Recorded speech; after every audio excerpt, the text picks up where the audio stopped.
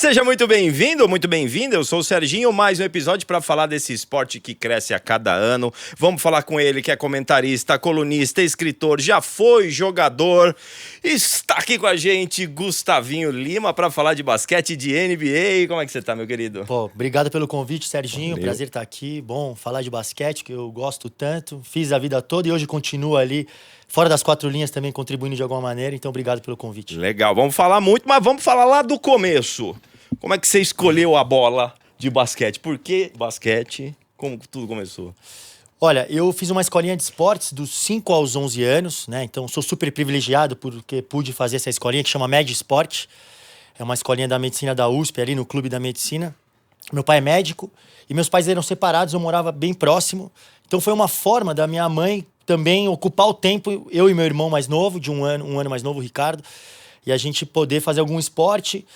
E aí, comecei a me contagiar muito com os esportes em geral. Era uma escolinha onde você não podia escolher os esportes que você praticava. Tinha que passar por todos. Futebol, basquete, handebol, vôlei, capoeira, atletismo e tênis. Então passava por todos, era muito legal, bem progressista, assim. A escola tinha meninos e meninas misturados. E os professores eram incríveis. E um desses professores, o Beco, era técnico do Pinheiros. E quando eu me formei, entre aspas, aos 11 anos, ele me chamou para jogar no Pinheiros. Eu tinha outros convites para jogar outros esportes, também me dava bem ali no tênis, no futebol, tive alguns convites, mas acabei optando pelo basquete mais em função do Beco. E desde quando eu entrei no Pinheiros, eu me apaixonei realmente pelo esporte, assim. E fui seguindo com 16 anos o Marcel de Souza, Marcel campeão pan-americano contra os Estados Unidos. Ele era o técnico, né, nessa época como jogador, né, no pan-americano. Mas aí ele era técnico do Pinheiros nessa época. E ele me viu jogando um dia e me chamou para treinar no adulto. Legal. E aí foi quando eu achei que eu poderia ser jogador. Eu era meio abusado ali, aqueles moleques assim que não respeitava muito. Entrei treinando forte contra os jogadores do principal. E aí pude ficar e tive um super apoio dos meus pais. Então, de novo, privilegiado, porque meus pais, minha mãe e meu pai sempre me apoiaram nessa decisão. E Você jogava em qual ala? eu jogava como armador, sou baixinho, né? 1,78 m, um anão, mas foi muito legal ter conseguido apostar ali no basquete desde cedo e aí trilhei a carreira aí durante muitos anos. Jogou em vários times? Joguei em vários times do profissional, comecei no Pinheiros e aí fiquei um ano em Joinville, voltei pro Pinheiros, depois no NBB joguei por Pinheiros, Mogi, Caxias do Sul, Basquete Cearense, Fortaleza e o Corinthians, terminei minha carreira no Corinthians, que foi um sonho para mim também, porque sou corintiano, de arquibancada, do futebol. Então vivenciei esse sonho de terminar minha carreira no Corinthians, foi muito legal. E depois ainda virei supervisor da categoria de base lá por 2 anos. Então foi uma experiência muito legal para mim, que me engrandeceu muito também. Eu sempre acreditei no basquete como um agente de transformação social, e aí terminar minha carreira no Corinthians e aí vivenciar essa experiência de tentar criar mecanismos de promoção dos atletas mais jovens e de tentar valorizar as categorias de base mais no Corinthians, acho que foi uma sementinha legal que eu consegui plantar ali. E depois recebi o convite para virar comentarista e hoje também acho que é uma ferramenta importante também de dar mais visibilidade para os jogadores no cenário nacional. Vamos falar muito disso ainda aqui. A gente teve um jogo da NFL recentemente aqui. Você acha que é muito difícil um jogo da NBA aqui? No Brasil? Teve alguns amistosos já, né? Teve Flamengo e Orlando Magic. Mas um jogo válido da NBA, isso é difícil aqui. Igual fizeram com a NFL. Nossa, seria incrível, né? Você já pensou? Seria incrível. Porque hoje tem uma pesquisa que mostra que o segundo esporte mais consumido pelo brasileiro nas televisões é a NBA. NBA. Então, depois do futebol, que é gigantesco, é a NBA. Então, se a gente conseguir... Eu acho que o grande desafio do NBB é cativar esse público de NBA. Porque muita gente assiste NBA e faz esse paralelo. No NBB não tem tantas jogadas espetaculares. Mas não, tem sim. Tem. Esse ano tem 10 rodadas. Sem brincadeira, eu acho que já tiveram 10 ou 12 game winners. Né? Essa bola vencedora no último segundo. Que é uma delícia de assistir. Que é uma delícia de assistir, né? Então eu acho que o dinamismo do basquete é um negócio diferente. E se a gente conseguir, como entretenimento, né? Mostrar que o NBB tem essa força, tem essa capacidade de prender o público. Eu acho que é o grande desafio, trazer o fã, o espectador da NBA para curtir o NBB, sabe? Então vamos falar de NBB. Qual que é a principal, para quem não tá acostumado com o campeonato, da diferença do NBB para NBA, né? Porque lá na NBA a gente tem a Liga Leste, a Oeste, e junta tudo. Como é que funciona o campeonato aqui no Brasil da NBB? O NBB... acho que foi uma liga que surgiu há 16 anos e a ideia do NBB é que todas as decisões sejam tomadas democraticamente por voto dos clubes. Então, cada clube tem a sua cadeira, então eles montam tudo e todas as decisões são tomadas dessa maneira, né? Com direito a voto. O presidente da liga, que é rotativo e cada vez é um clube representante. Esse ano é o Pinheiros, o Rodrigo Montoro é o presidente, que tem uma cabeça muito arejada, com ideias super modernas. E ele não... Só que assim, o presidente não tem direito a voto, só vota se empatar. Então, essa cúpula dos clubes vota em tudo. No método de disputa, na quantidade de estrangeiros, enfim. Então, toda a organização do campeonato passa por aí. E aí é um campeonato de 18 times, todos contra todos, ida e volta. E aí tem um playoff longo. Esse ano classificam 16 times, joga o primeiro contra o 16º, numa melhor de 3. E aí quando tá entre os 8, é melhor de 5. E aí... Não é igual da NBA, né? Que é mais ou menos parecido com a NBA. É, né? Mais ou menos parecido. Mais ou menos parecido. Mas esse ano a gente tem, por exemplo, representantes de todos os cantos do Brasil. Então, é legal que a gente tem times no Nordeste, tem times no Sul do país. Por exemplo, o Caxias do Sul e o Santa Cruz do Sul, que está fazendo um trabalho brilhante lá. Todo jogo está lotando. São 4.000 pessoas lá no ginásio Arnão. Então, tem esse apelo gigantesco. Tem muitos times aqui no polo do Sul e do Sudeste, né, principalmente. O Flamengo é o principal campeão, são 7 títulos conquistados em 16 oportunidades. E o Franca é o atual tricampeão, então tem uma hegemonia também do Franca nos últimos anos. E está crescendo cada vez mais, assim, né, em visibilidade. Tem uma plataforma multiplataforma que passam os jogos. Tem jogo na TV Cultura, tem jogo na ESPN, Sport TV, no YouTube do NBB, que é muito forte. E tem o streaming também, o Basket Pass, que passam todos os jogos também da liga. Então, acho que tem um acesso diverso aí pro fã. A gente vê muito jogador de futebol saindo daqui, indo jogar em outros países, né?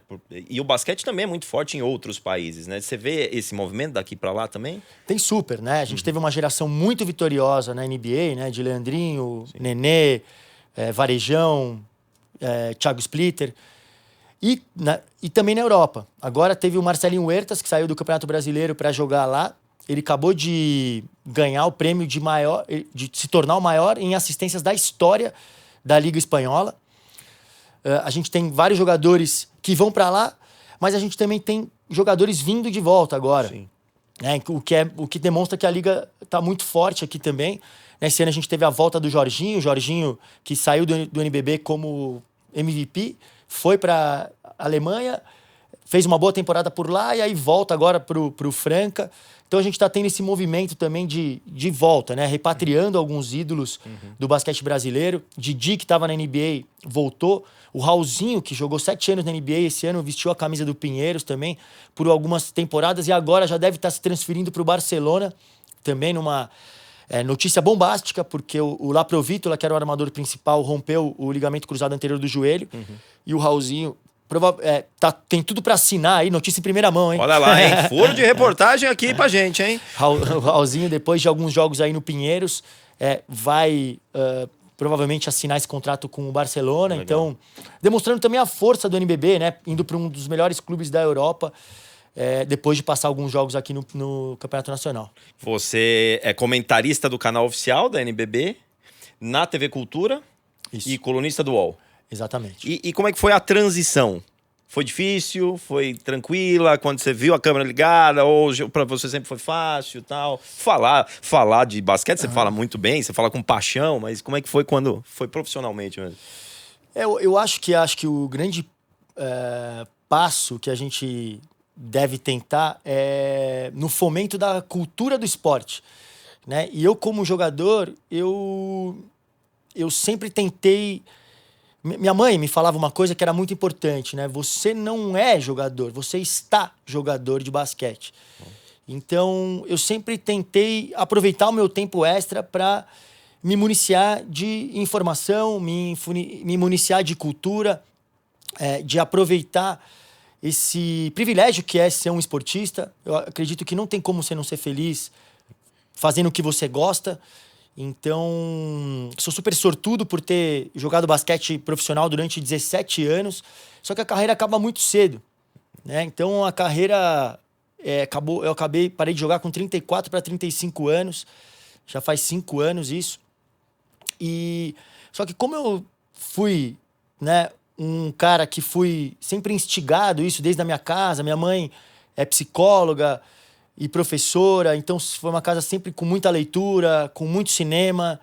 Eu fui bebendo dessas fontes e também fui muito bem assessorado ali nos meus últimos anos de carreira. Eu tinha um pessoal que cuidava ali da minha imagem, que fazia um branding para mim, que era OC Coach, OC Branding, e que eles periodicamente faziam entrevistas perguntando como eu me via no futuro. Sim. E eles, como se fosse um teste vocacional, entre aspas, assim, mostrando as qualidades que eu tinha, nas opiniões que eu dava. E aí você vai criando uma persona. E aí o que eu quero falar? Eu quero ser eu mesmo. Eu não quero falar, pô, graças a Deus ganhamos os 3 pontos e tudo mais. Então eu fui aprendendo a me comunicar através disso e tentando criar essa persona. E eu acho que foi me facilitando para quando, no pós-carreira, eu recebi esse convite, eu achei que eu estava mais preparado, sabe? Sempre fui um cara que... Outra coisa que me ajudou bastante. Eu sempre fui um estudante do basquete. Pelo meu tamanho, né? 1,78, nunca tive muita vantagem perante aos gigantes do basquete. Então, fui um cara que sempre precisei estudar a tática, né? Então, assisti muito vídeo, o que me deixou um pouco mais especializado na teoria e na tática do basquete. Então, me ajudou também a conseguir passar esses conceitos depois como comentarista, né? Então, acho que esses atributos de ter facilidade para falar com as câmeras, que eu aprendi lá atrás, respondendo entrevistas em Mogi, e esse jeito que eu tive que aprender, e essas qualidades que eu tive que desenvolver como jogador, me ajudaram também a ser um comentarista razoável. Não, bom pra caramba, pô. Então, qual que é o melhor jogador de basquete de todos os tempos pra você? Uma pessoa que você se inspira. Michael Jordan. Michael Jordan. Por tudo que ele representa, acho que é o cara que... É um cara muito à frente do tempo. Se você pega o Michael Jordan e põe ele pra jogar hoje, 30 anos depois que ele já parou de jogar, eu acho que ele teria o mesmo impacto, ou maior.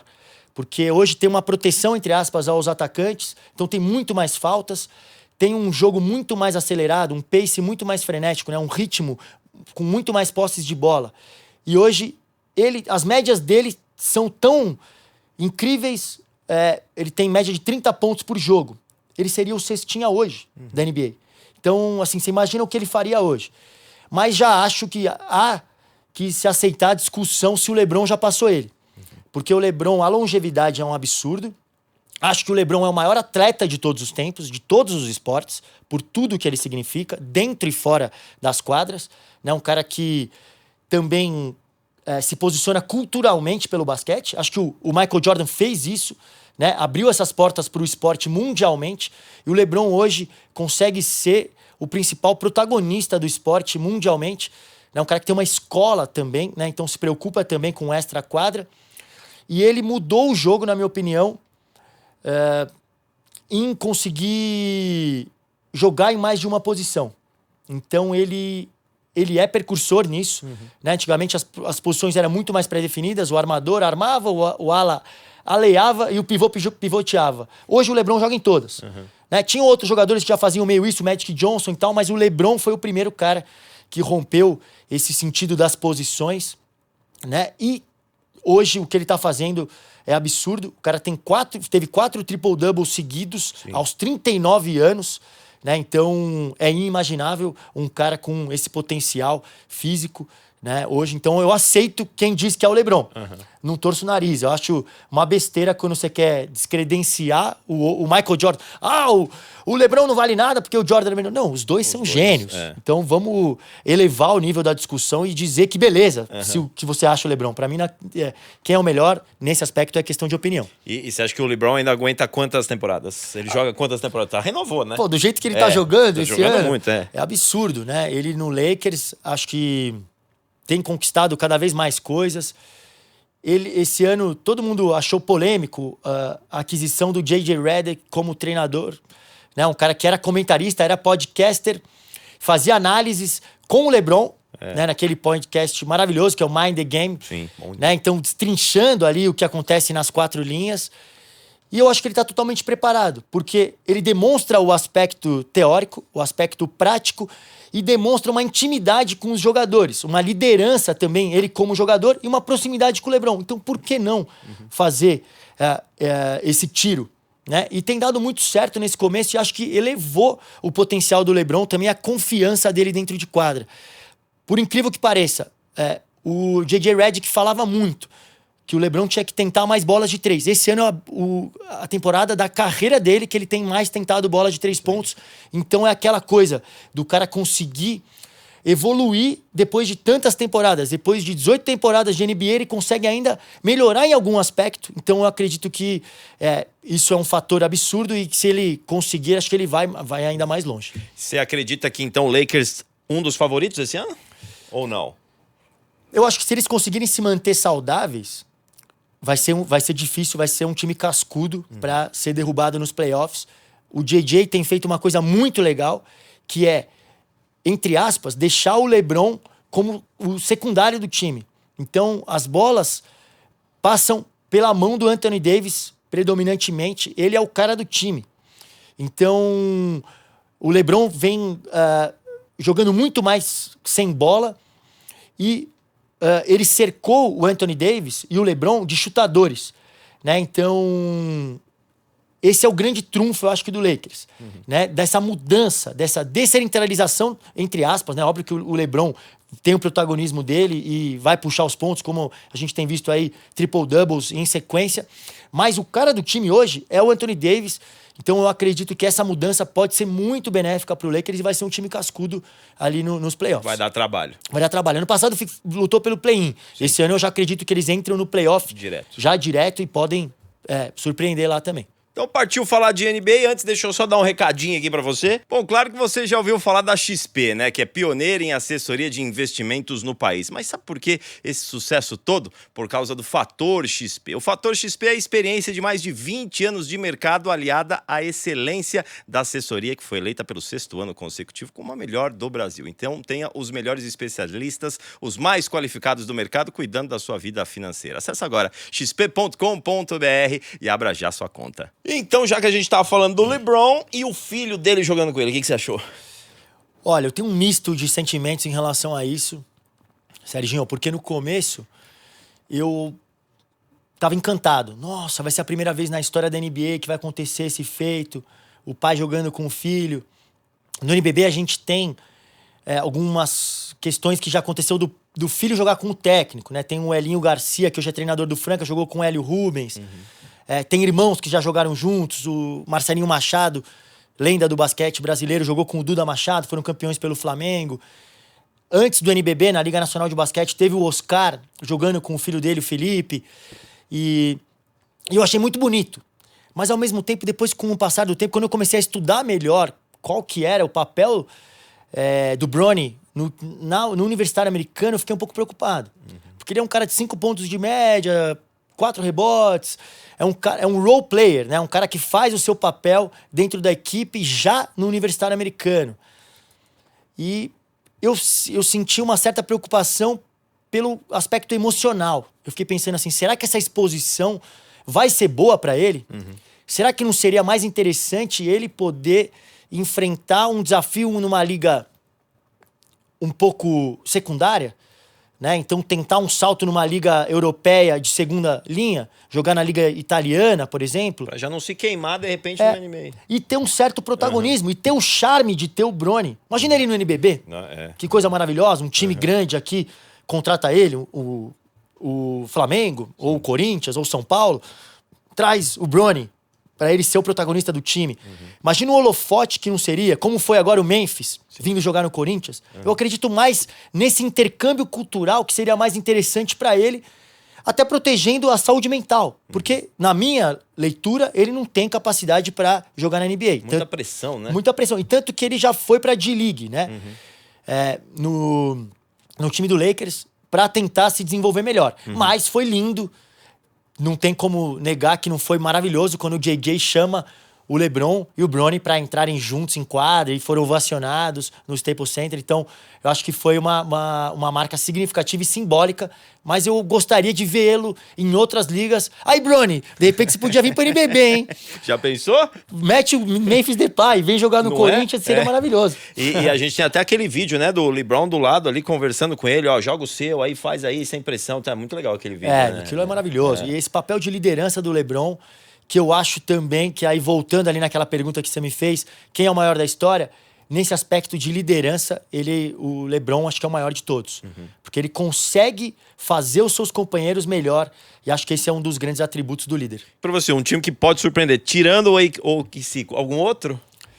Que você fala, isso aqui ninguém tá falando nada dele, mas isso aqui vai dar trabalho. Esse ano quem tá surpreendendo muito nesse início de temporada, teve aí acho que 14 jogos de invencibilidade, foi o Cavs, né, o Cleveland Cavaliers. Gosto muito da maneira como eles vêm jogando, né, com o armador ali, o Darius Garland, desculpa, dominante dentro de quadra, um time muito agressivo, um time que chuta muitas bolas de 3 pontos, competem no rebote ofensivo ali com o Evan Mobley, com Jarrett Allen. Gosto bastante desse time, mas não sei se eles estão preparados para enfrentar um playoff, né? Então, mas gosto bastante do basquete que eles têm colocado. O Golden, o que você acha do Golden? Ele não fez uma temporada tão boa no ano passado, mas esse ano tá surpreendendo, né? O Curry, sempre tem um Curry, você pode contar que ele vai fazer alguma coisa diferente. O Curry é absurdo. Né? Se eu falei aqui que o LeBron foi um dos caras que mais transformou o jogo do basquete, o Curry é inegável a forma como ele revolucionou o basquete. Porque esses chutes de 3 pontos em que ele chuta em poucos segundos no ataque e de cada vez mais longe, isso mudou totalmente o rumo do basquetebol. Então, esse pace mais acelerado, esse ritmo mais frenético e a mudança do jogo se deve ao Stephen Curry. Tem uma coisa que se fala muito no basquete americano, que nenhuma diferença é segura com o Stephen Curry em quadra. Então, se abriu 20 pontos, o jogo não acabou. Porque tem o Curry do outro lado, tem um brinquedinho, um assassino, que pode matar 3, 4 bolas de 3 e, de repente, já mudar o cenário do jogo. Então, não dá pra desacreditar do jeito que o Golden State Warriors joga, né? Um ritmo muito frenético, com muitas bolas de 3. O Steve Kerr tem um sistema de jogo que é maravilhoso, que movimenta os jogadores sem bola e faz todo mundo ter esse entendimento dentro de quadro.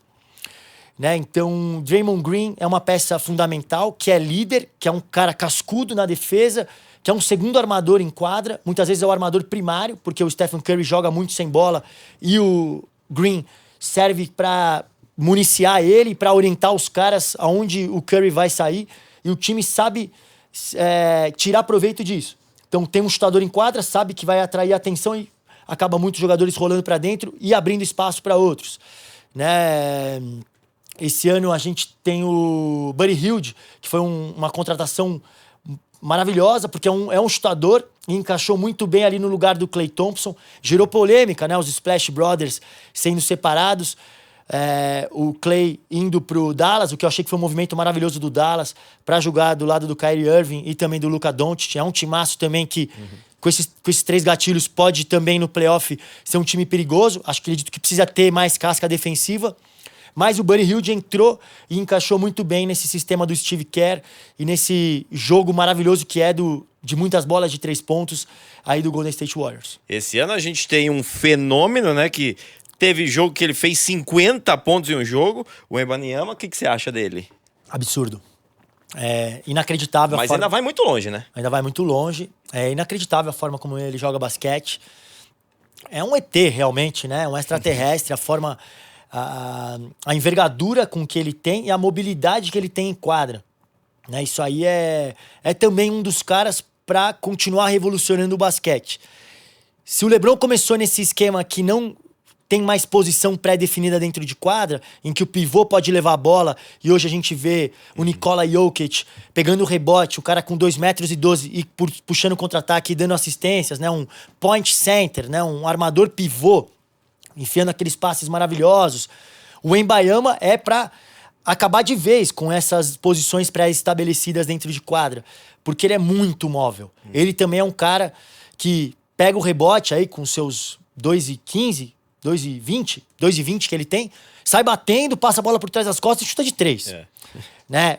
E aí você vê o treino que ele tem de extra-quadra, de mobilidade, de agilidade, é absurdo. Então acredito que com o passar do tempo e ele entendendo como fazer os companheiros dele melhor dentro de quadra, e acho que ele ainda tem um salto de crescimento violento. Então vamos fazer um Dream Team agora. Escala o time perfeito da NBA pra você agora aqui, ó.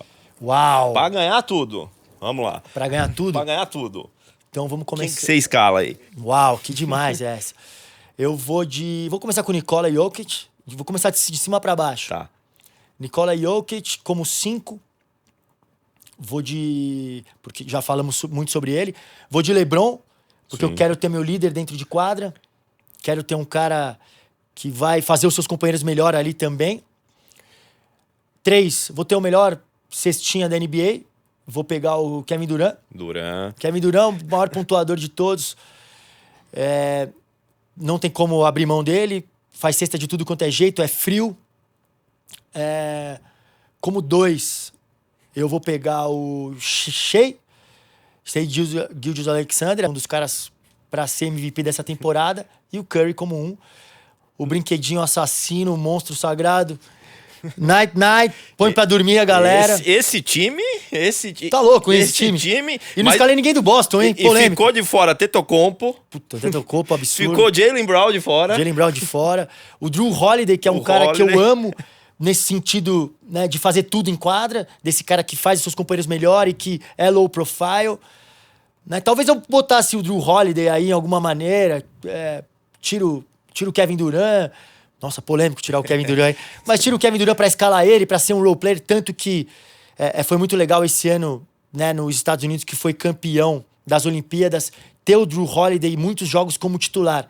Né, que demonstra que, às vezes, não são os 12 melhores jogadores que formam o melhor time. Né? Então tem jogadores que têm que entender o seu papel na equipe. E o Drew Holiday e o Derek White, que jogam no Boston e estavam presentes na seleção americana, demonstram isso, que é importante ter esses jogadores. E eu, como treinador, não ia abrir mão desses caras, não. Ó, boa. Gustavinho, brigadão aí. Valeu mesmo, irmão. Demais, foi um prazer. Deixa o recado pra galera curtir a NBB.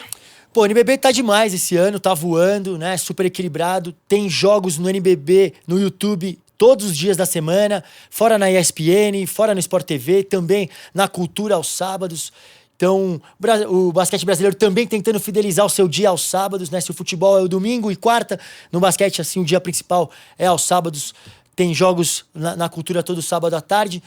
Tem a coluna que sai no UOL, né? Falando sobre tática, falando sobre a história do basquete. Algumas histórias não contadas, algumas coisas do NBB. E também tem ali nas redes sociais do próprio NBB. Então fica de olho aí que o NBB tá demais. Obrigado pelo convite aí, bacana estar aqui na Rádio Disney. Valeu, até a próxima.